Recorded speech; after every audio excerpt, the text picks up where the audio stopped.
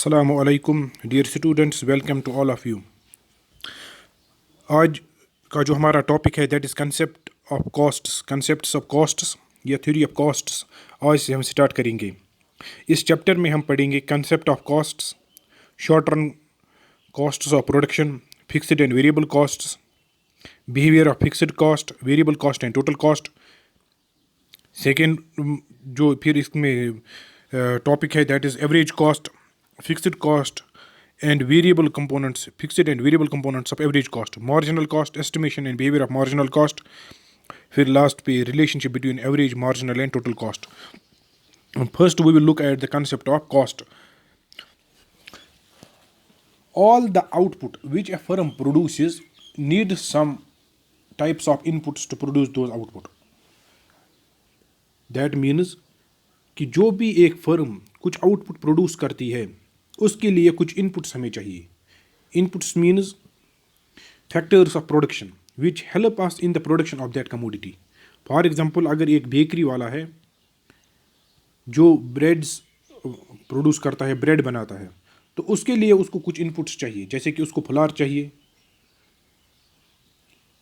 या इसी तरह से उसको वर्कर्स की ज़रूरत है, उसको एक यहाँ जहाँ पर उसने वो प्लांट सेटअप किया है या अपना एक जो उसका शॉप है जहाँ पर वो कारखाना उसने सेटअप किया है, उसके लिए जगह चाहिए उसको, जैसे जिसको हम लैंड कहते हैं, यानी लैंड पे उसको एक शॉप चाहिए या एक गोडाउन चाहिए जहाँ पर वो मैन्युफैक्चरिंग कर रहा है, या इस तरह की चीज़ें जो है जिनको हम फैक्टर्स ऑफ प्रोडक्शन कहते हैं या इनपुट्स कहते हैं, वो हमें चाहिए कोई चीज़ प्रोड्यूस करने के लिए। ब्रॉडली जो हम कहते हैं there are two types of inputs. एक तो है फैक्टर इनपुट्स, दूसरा है non factor inputs. Factor inputs जो होते हैं वो उनमें से हैं land, labour, capital and entrepreneurship. These are called factors of production. Inputs जो है कोई भी चीज़ प्रोड्यूस करने के लिए हमें दो टाइप्स के फैक्टर्स चाहिए, यानी इनपुट्स जो है उसके दो टाइप्स के इनपुट्स हैं हमारे पास, यानी जो चीज़ें हमें कोई चीज़ दूसरी चीज़ प्रोड्यूस करने में मदद देते हैं। इनपुट्स जो होते हैं वो दो टाइप के हमारे हैं। एक तो है फैक्टर इनपुट्स, उसमें लैंड आता है, फिर लैंड में बिल्डिंग्स, ये सब चीज़ें इसमें आ जाती हैं, बिल्डिंग्स वगैरह जो इंफ्रास्ट्रक्चर है ये चीज़ें इसमें आ जाती है। इसी तरह से लेबर है, लेबर में भी फिर टेक्निकल लेबर भी आएगा, इसी तरह कैजुअल लेबर भी आता है इसमें। इसी तरह से फिर कैपिटल है, कैपिटल में मशीन्स भी आती है और इसमें कैश भी आता है। फिर है entrepreneurship. Entrepreneurship is the person who manages the business or runs the business. These are called factors of production.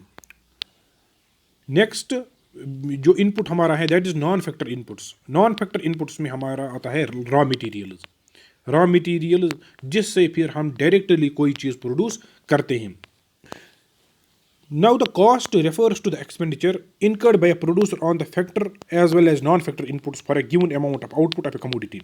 अब जो एक प्रोड्यूसर कोई चीज़ प्रोड्यूस करना चाहता है उसके लिए उसको चाहिए इनपुट्स, फैक्टर इनपुट्स और नॉन फैक्टर इनपुट्स। इन दोनों पे कंबाइंड जो वो एक्सपेंडिचर करता है, फैक्टर इनपुट्स पर भी नॉन फैक्टर इनपुट्स पर भी, जो वो खर्चा करता है, जो वो एक्सपेंडिचर करता है कोई चीज़ बनाने के लिए, तो ये जो एक्सपेंडिचर वो करता है इन चीज़ों पर, इन फैक्टर इनपुट्स पर, इसको कहते हैं हम कॉस्ट्स। इसको कहते हैं कॉस्ट्स। कॉस्ट्स जैसे कि यहाँ पर आप देख सकते हैं डेफिनेशन में दिया हुआ है, costs refer to the expenditure. Costs जो है ये वो खर्चा होता है, वो एक्सपेंडिचर होता है जो एक प्रोड्यूसर को उठाना पड़ता है फैक्टर और नॉन फैक्टर इनपुट्स के लिए, जो वो इस्तेमाल करता है वो फैक्टर और नॉन फैक्टर इनपुट्स कोई चीज़, कोई कमोडिटी प्रोड्यूस करने में। एक्सप्लिसिट, फिर देखिए हमारे पास कॉस्ट्स के भी दो टाइप्स हैं, explicit and implicit costs. Sometimes a producer may not be using or may not be buying all the inputs from the market. All the inputs may not be purchased from the market. यानी एक producer जो है वो हर एक input market से नहीं खरीद सकता है या मार्केट से नहीं खरीदेगा। कोई प्रोड्यूसर ऐसा भी होगा जो हर एक चीज़, हर एक इनपुट मार्केट से नहीं खरीदेगा। हाँ, कुछ प्रोड्यूसर्स ऐसे होंगे who will purchase every input or every factor of production from the market, but there are still certain producers who may not purchase every input from the market. A producer may use his self-owned resources or self-owned inputs. A producer may use his self-owned inputs. For example, instead of hired workers, इसके बजाय कि वो market से, labour market से workers को higher करे, वो घर का लेबर भी इस्तेमाल कर सकता है। यानी घर में जो उसके फैमिली मेम्बर्स है उनको, उनकी हेल्प वो ले सकता है, उनकी जो मेहनत है वो उनसे काम करा सकता है, उनसे मेहनत करा सकता है या उनको हायर कर सकता है। लाइकवाइज इसी तरह से हम देखते हैं कि एक प्रोड्यूसर जो है, इसके बजाय कि वो कोई लैंड, पीस ऑफ लैंड या इसी तरह से कोई शॉप या कोई चीज़ रेंट पे ले, इसके बजाय अगर उसके पास अपना एक शॉप है या अपना उसका कुछ लैंड है जिसको वो इस्तेमाल करे, जिस पे वो अपना प्लांट या अपना कुछ ये प्रोडक्शन प्रोसेस स्टार्ट कर सके, इसके बजाय कि वो रेंट पे ले ले, इस लैंड को लीज पर ले ले। एक इसी तरह से जो एक्सपेंडिचर एक प्रोड्यूसर इनकर करता है उन चीज़ों पर जो वो मार्केट से परचेज करता है, एक्सपेंडिचर जो एक प्रोड्यूसर करता है उन इनपुट्स पर, उन फैक्टर्स ऑफ प्रोडक्शन पर जो वो मार्केट से परचेज करता है, और उस एक्सपेंडिचर को कहते हैं एक्सप्लिसिट कॉस्ट। उस एक्सपेंडिचर को क्या कहते हैं? Explicit cost. Because these costs are to be paid to the outsiders, और ये जो these costs are paid to those inputs which are purchased from the market. इसी तरह से एस्टिमेटेड एक्सपेंडिचर जो होता है, एस्टिमेटेड एक्सपेंडिचर जो हम एस्टिमेट करते हैं, एक्सपेंडिचर सेल्फ ओन्ड इनपुट्स पे जो एस्टिमेटेड एक्सपेंडिचर होता है, सेल्फ ओन्ड इनपुट्स पे जो अब हमारे अपने इनपुट्स होते हैं, जैसे कि फैमिली मेम्बर्स को हम यूज़ करेंगे एज लेबरर्स, एज वर्कर्स, उनको इस्तेमाल करेंगे, अपना लैंड इस्तेमाल करेंगे, अपना कुछ पैसा इस्तेमाल करेंगे, या इसी तरह से अगर हमारे अपनी एक कोई बिल्डिंग है उसको हम इस्तेमाल करेंगे, यूज़ करेंगे प्रोडक्शन प्रोसेस में। इसमें जो एस्टिमेटेड एक्सपेंडिचर आता है पूरा सेल्फ ओन्ड इनपुट्स पर, इसको कहते हैं इम्प्लिसिट कॉस्ट्स। इनको कहते हैं implicit costs. These are estimated on the basis of their next best alternative use in the market. यानी ये देखा जाता है कि इन चीज़ों का जो सेल्फ ओन्ड चीज़ें हैं, उनकी कॉस्ट कैसे हम कैलकुलेट करेंगे। इनकी कॉस्ट हम देखते हैं कि मार्केट में इनकी क्या रेट है।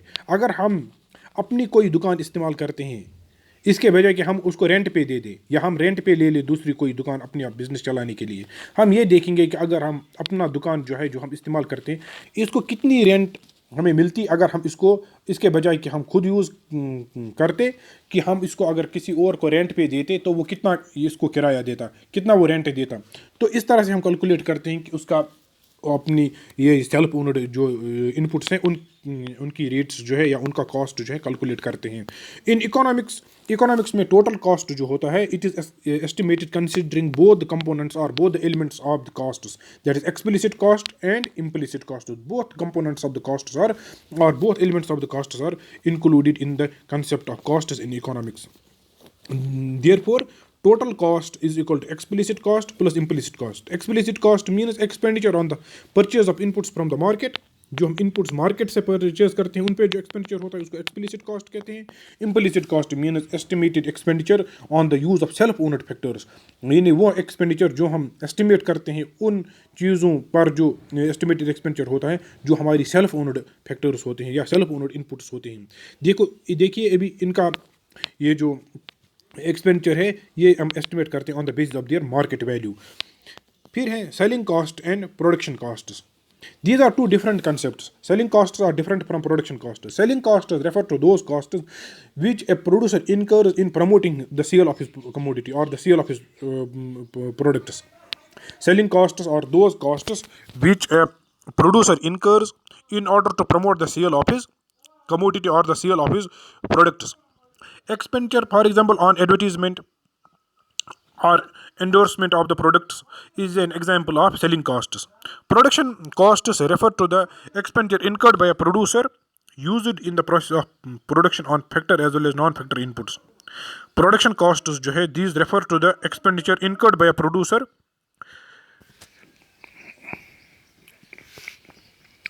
Production costs जो है these refer to the expenditure incurred by a producer in the process of production on factors as well as non-factor inputs. Production costs or those expenditures which a producer incurs or which a producer has to bear in the process of production on factors as well as non factor inputs। यानी production costs वो costs होते हैं जो एक producer को beer करने पड़ते हैं या या ये क्या कहेंगे हम इसको, ये प्रोडक्शन कॉस्ट्स जो है वो कॉस्ट्स होते हैं जो एक प्रोड्यूसर को बियर करने पड़ते हैं या पे करने पड़ते हैं। वो कॉस्ट्स जो वो पे करता है factor inputs as well as non factor inputs पे, जो वो प्रोडक्शन प्रोसेस में इस्तेमाल करता है। प्रोडक्शन कॉस्ट्स वो कॉस्ट्स या एक्सपेंडिचर होता है जो एक प्रोड्यूसर प्रोडक्शन प्रोसेस में फैक्टर इनपुट्स और नॉन फैक्टर इनपुट्स पे इस्तेमाल कर यानी इनकर करता है। वो कॉस्ट्स जो एक प्रोड्यूसर फैक्टर और नॉन फैक्टर इनपुट्स पे कर ये एक्सपेंडिचर करता है या कॉस्ट्स इनकर करता है जो फैक्टर इनपुट्स वो प्रोडक्शन प्रोसेस में इस्तेमाल करते हैं, उन कॉस्ट्स को कहते हैं प्रोडक्शन कॉस्ट्स। इस चैप्टर में हम सिर्फ पढ़ेंगे प्रोडक्शन कॉस्ट्स। इसमें हम ये जो सेलिंग कॉस्ट्स जो हैं उसकी तरफ नहीं जाएंगे क्योंकि हमारा सिलेबस जो है it has been defined with respect to the production costs. इसी तरह से ये भी हम यहाँ पर कहना चाहते हैं या रिपीट करना चाहेंगे कि given prices of different inputs, given the prices of different inputs यानी डिफरेंट इनपुट्स की जो हम प्राइसेस दी हुई होती हैं, तो प्रोडक्शन कॉस्ट्स जो है these are entirely a matter of technical relationship between inputs for a commodity and its output. ये जो प्रोडक्शन कॉस्ट्स हैं it is a matter of technical relationship between inputs for a commodity and its output. Now the technical now how determines the costs of production. It is being decided by the technical know-how, or it is purely a technical relationship between inputs for a commodity and its output. Short-run costs. Now we come to the concept of short-run costs. Short-run costs, we know that a short-run is a period of time during which some factors of production or some factors are fixed and some are variable. In the short period of time in economics, some factors of production are fixed and some are variable. Fixed means these which cannot be changed. Fixed factors means the factors which cannot be changed in the short period of time. Variable means which we can change with the scale of production, no matter what the period of time. Accordingly, short run costs are divided into two components. इसी तरह से फिर हम short run costs को भी दो components में divide करते हैं. Fixed costs referring to the expenditure on fixed factors, यानी शॉर्ट रन कॉस्ट्स जो है उनको हम डिवाइड करते हैं दो कंपोनेंट्स में, fixed costs and variable costs. Fixed costs refer to the expenditure on fixed factors and variable costs referring to the expenditure on variable factors. Total cost short run में जो टोटल कॉस्ट होता है ये बराबर होता है total fixed cost के plus total variable cost की। Total cost TC is equal to TFC plus TVC। Total TC means total cost, TFC means total fixed cost plus TVC total variable cost. क्योंकि ये total fixed cost and total variable cost, हम इसको total cost को क्यों दो components में divide करते हैं, क्योंकि शॉर्ट रन में कुछ फैक्टर्स फिक्स्ड होते हैं और कुछ वेरिएबल होते हैं। जो फिक्स्ड होते हैं उनके कॉस्ट को कहते हैं हम टोटल फिक्स्ड कॉस्ट, और जो वेरिएबल होते हैं उसको कहते हैं हम टोटल वेरिएबल कॉस्ट। फिर हम देखते हैं कि fixed costs in short period costs of fixed factors are known as fixed costs. Short run में जो कॉस्ट्स होते हैं फिक्स्ड फैक्टर्स के उनको कहते हैं हम फिक्स्ड कॉस्ट्स। यहाँ पर आप देखिए लेफ्ट साइड पर जो यहाँ पर साइड में दिया हुआ है important components of fixed costs. Expenditure on machine and plant. देखिए जो मशीन्स और प्लांट या जो ये हमारी जो फैक्ट्री होती है उस पर जो हमारा एक्सपेंडिचर होता है उसको कहते हैं हम ये फिक्स्ड कॉस्ट है। इसी तरह से expenditure on land and buildings और लैंड पे जिस पे हमने ये प्लांट सेटअप किया है, जो बिल्डिंग हमने बनाई है, जिस लैंड पे हमने ये सेटअप किया है, वो भी फिक्स्ड कॉस्ट में ही आता है। इसी तरह से licence fees and related expenses, licence fees या दूसरी जो फैसिलिटीज़ हमें वहाँ पर इस्टेब्लिश करनी है प्रोडक्शन प्रोसेस को स्मूथली रन करने के लिए, तो वो प्रोडक्शन कमेंस करने से पहले ही हमें वो फैसिलिटी सेटअप करनी पड़ेंगी। इसी तरह से वो सब चीज़ें आती हैं फिक्स्ड कॉस्ट्स में। इसी तरह से wages and salaries of permanent staff, जो हमारा परमानेंट स्टाफ होगा उनकी जो वेजेस एंड सैलरीज होंगी वो भी फिक्स्ड कॉस्ट में आती हैं। हाँ, जो कैजुअल लेबरर होता है या कैजुअल वर्कर्स जो होते हैं उनका जो कंपोनेंट है ये उन पे जो एक्सपेंडिचर होता है वो फिक्स्ड कॉस्ट में नहीं आता है, वो वेरिएबल कॉस्ट में आता है। Fixed costs are the sum total of expenditure incurred by the producer on the purchase और hiring of fixed factors of production. यानी fixed costs is that sum total of expenditure वो expenditure है which a producer is incurring on the purchase और hiring a fixed factors of production, जो एक producer को इनकर करना पड़ता है ये ने फिक्स्ड फैक्टर्स ऑफ प्रोडक्शन को परचेज या हायर करने में। या तो वो फिक्स्ड फैक्टर्स को डायरेक्टली परचेज ही करेगा या तो वो उनको हायर करेगा on the base of rent और lease. These are also called supplementary costs.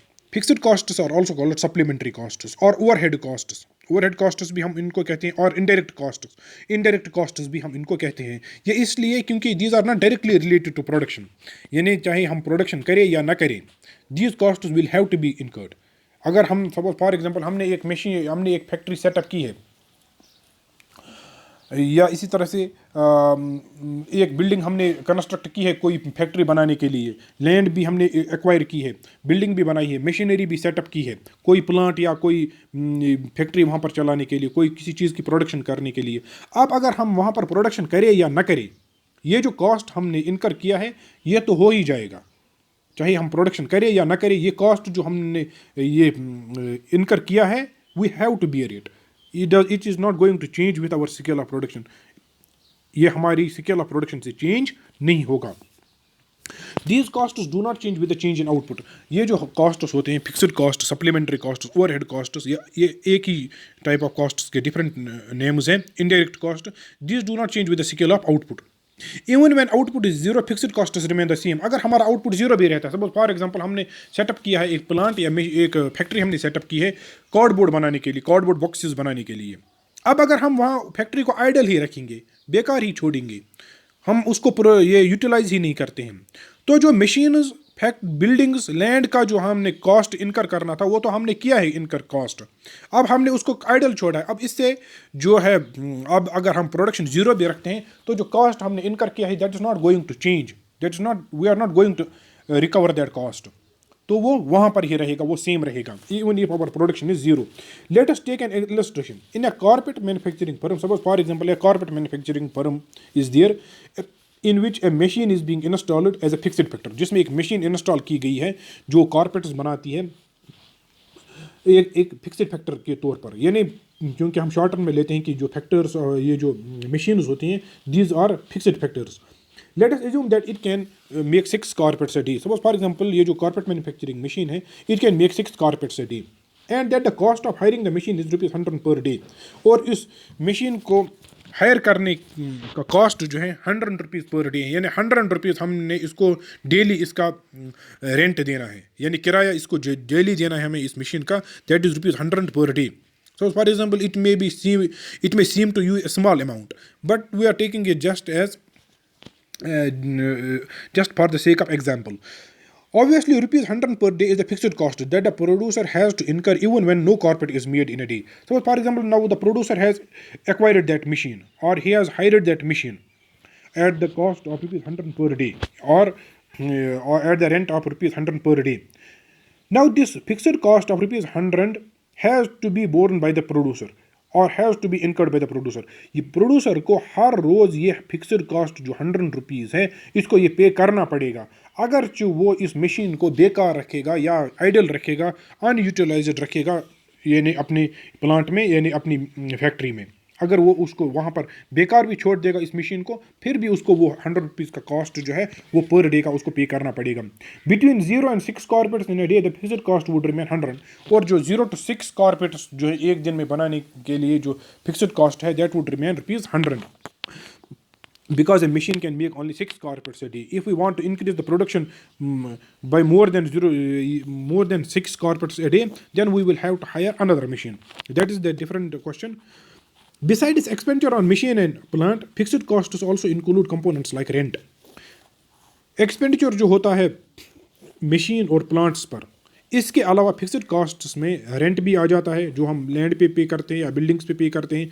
Wages of permanent employees, जो हमारे परमानेंट एम्प्लॉयज़ होते हैं उनकी वेजेस, उनकी सैलरीज, लाइसेंस फीस जो हमें लाइसेंस ये जो प्रोवाइड करते हैं डिपार्टमेंट्स या ministry of industries and commerce, तो वो जो डिपार्टमेंट्स हमें लाइसेंस प्रोवाइड करते हैं ये फैक्ट्रीज मशीन रन करने के लिए, उसकी जो फीस होती है वो भी फिक्स्ड कॉस्ट हमें इनकर करना पड़ेगा। देखिए यहाँ पर टेबल जो दिया हुआ है, टेबल 1 एंड फिगर 1, इसमें इलस्ट्रेट किया गया है the concept of fixed cost. देखिए आप, as the output increase from 0 to 6 units, total fixed cost remains same, that is rupees 10. Table 1 illustrates that fixed cost remains constant at all levels of output. When output is 0, total cost is still 10. When it increases to 2 or 4 or to 6 units, even then the total fixed cost is 10. Now this same concept can be explained with the help of a diagram, with the help of a figure. यहाँ पर आप देखिए, total fixed cost has been shown on y-axis, and on x-axis we are depicting or showing the output, units of output produced. Now even when output is 0, total fixed cost is 10. वो आप यहाँ पर देख सकते हैं कि TFC करू है is touching the total fixed cost करू at rupees 10. वो यहाँ पर देखिए at point F. Now as the output increases from 0 to 1 to 2 to 3, 4, 5, 6, total fixed cost remains same. It does not change with the level of output. It remains same up to the level of output of 6 units. This total fixed cost is a horizontal straight line parallel to x-axis, showing that total cost is constant at all levels of output. It is rupees 10 even when output is 0. Even if output is 0, total fixed cost will be 0. ये आप यहाँ पर देख सकते हैं। फिर यहाँ पर आगे देख सकते हैं कि fixed costs and fixed factors of production, यानी we have to bear the fixed costs for the fixed factors of production. Variable costs, अब दूसरा कंसेप्ट जो है that is variable costs. Variable costs are those which are incurred on the use of variable factors. Variable costs are those costs which are incurred on the use of और on the purchase of variable factors. Variable costs are the expenditure incurred by the producer on the use of variable factors of production. These are those costs or expenditures which a producer has to incur on the use of variable factors of production. When output changes, these costs also change. Therefore these costs are called direct costs or prime costs, because variable costs change directly with the scale of production. As output changes, variable costs will also change. As output increases, these costs also increase. As output decreases, these costs also decrease. When output increases, variable costs increase, because when output increases, if we want to increase the output, we will have to use more and more raw material. We will have to use more and more workers. Therefore, this variable cost which is being incurred on variable factors, that is raw materials and laborers and workers, their expenditure on these two factors or these variable factors will increase. As the output increases, expenditure on variable factors will increase. Therefore, the variable costs will also go up or also increase. But as output decreases, when output decreases, therefore if the output decreases, it will lead to the reduction in the use of raw material. We will have to use less and less raw material and less workers if the output decreases. Thereby it will lead to the decrease in the variable costs, because if we are using less and less raw materials, therefore less and less expenditure will be incurred on the raw materials. If we are using less and less units of the variable factor of such as labor, therefore it will lead to less and less expenditure on the workers or laborers. When output increases, variable costs also increase. When output decreases, variable costs also decrease. If the output falls to zero, variable costs will also fall to zero. These costs are called prime or direct costs. Variable costs include expenses like purchase of raw material, wages of casual laborers, expenses on motive or electricity, and wear and tear of expenses. Wear and tear expenses. That means if the machines break down, we may need some repairs on the machines. We may need some restoration of the machines, or these type of costs are called variable costs. These can be explained with the help of a diagram. Look at this table number 2. As the output increases, total variable cost increases. If output is 0, total variable cost is 0. If output is 1, total variable cost is 10. If it is 2, total variable cost is 18. Now the total variable cost goes on increasing if the output increases. Now the same concept can be shown with the help of a diagram. Now this TVC curve shows total variable cost. It starts from the point of origin, that is point O, where the two axes intersect each other. That is point O. That means if the output is 0, total variable cost will also be 0. Total variable cost is being shown on y-axis and output, units of output, on x-axis. Total variable cost increase with increase in output. You can see that total variable cost increase. If the output is 1, total variable cost is 10. If it is 2, it is 18. If it is 3, it is 24. Now in the same way it goes on rising. Total variable cost increases as the level of output increases. It declines if the output declines, or total variable cost will be 0 if the output is 0. Initially the total variable cost increases at the decreasing rate till point A. Till point A on the total variable cost curve, total variable cost increases at the decreasing rate. Then afterwards, then beyond the point A to the rightwards section of the total variable cost curve, total variable cost increases at the increasing rate. It is because of the fact that after this this point A has been reached, then now the diminishing returns start to set in. Now when the diminishing returns to a variable factor start to operate, it will lead to increase in costs. It will lead to increase in cost. Therefore, the total variable cost from beyond the point A, beyond the point A will increase at the increasing rate. Now there is a comparison between fixed costs and variable costs. Fixed costs and variable costs. Fixed costs do not change with change in quantity of output. Variable costs change with change in quantity of output. Fixed costs remain the same whether output is 0 or a maximum. Variable costs are 0 when fixed costs remain the same. Fixed cost same रहता है अगर output चाहे 0 है या maximum है. Variable cost जो है it is 0 when output is 0. These costs increase when output increases and decrease when output decreases. Example of fixed costs: rent, wages of permanent staff, license fees, costs of plant and machinery.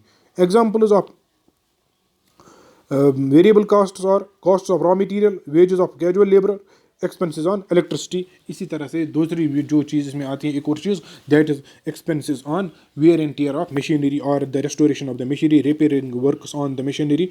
These all are examples of variable costs. कल अब हम पढ़ेंगे behavior of fixed costs, variable costs and total cost.